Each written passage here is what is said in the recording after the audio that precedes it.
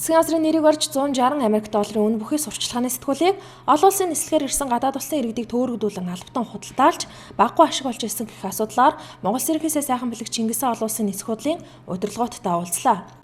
Энэ дээр Government of Mongolia гэдэг юм нэр тавьчихж байгаа. Энэ надтай хамаатай гэсэн үг, ерөнхий сайдтай хамаатай гэсэн. Тэгээд доор нь Tourism Law of Mongolia гэж бичсэн. Тэрийг хүртэл буруу бичсэн. Төрсөн мэтэр гэдэг. Тэгээ энэ дотор ингээ хуулийн шал хамаагүй хоёр залт аваад энэ доотлын улаан бичсэн үгээр бич.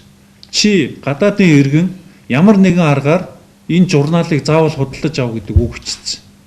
Энэ цагаан цамцтай хүн нисэх хоолойноос танай паспортын контрол хүртэл яг энэ хооронд яваад энэ бичгийг орж исэн хүн болгонд өгөөд энэ нэг сэтгүүлийг хэдээр зарж байгаа нэг мэдж байгаа та нар? Мэдгүй. $160 зарж байна. $160 зарсан гэсэн мэдээлэл авсан. Харин тий $160 ийм бичиг өгөөд гадны та нарын энийг $160 авахгүй бол Монгол руу оруулахгүй шүү гэдэг дарамт үзүүлж байна гэж. Засгийн нэр бариад ямар ийм бизнес хийж байгаа. Яг л тэр одоо жигрийн иргэн орж болохгүй онгоцны хоолой хилийн хяналтын цаана гарцсан хүн явж байгаа. Энэ хүнд зөвшөөрлийг хэн өгсөн? Ингэсэн ерөөсөө сарын 3-нд нөгөө ITB яваад зам дээр яамнаас олцоод ер нь жуулчдад бол ийм мэдээлэл хүргэх зөв юм байна гэдэг. Зам дээр яамнаас ийм жуулчлалын ийм компаниг сэтгүүл заах байр олгож өгөөч гэдэг нисгүүдэд ирүүлээд тэрний дагуу 2 метр квадрат талбай олгогдсон.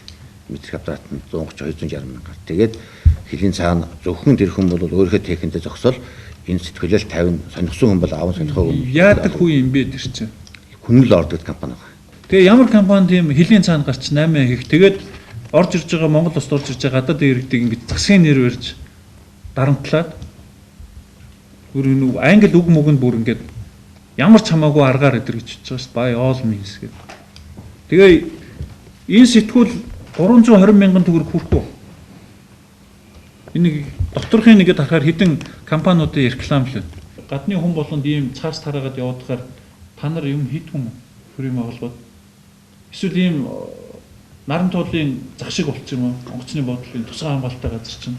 Ингээд сурчлагын сэтгүүлээ өндөр үнээр зарж олуулж исэн хүннүү лорд гэх хувийн компани зөвшөөрөл олгосон Зантерианы халбагт халбан тушаалтан нисэх буудлын дарга болоод хилийн цэргийн удирдлагуудад хатуу хариуцлага тооцож ажлаас чөлөөлөх хүртэл арга хэмжээ авахыг Зантери амны төрийн нарийн бичгийн даргад ерөнхий сайдын зүгээс даалгалаа.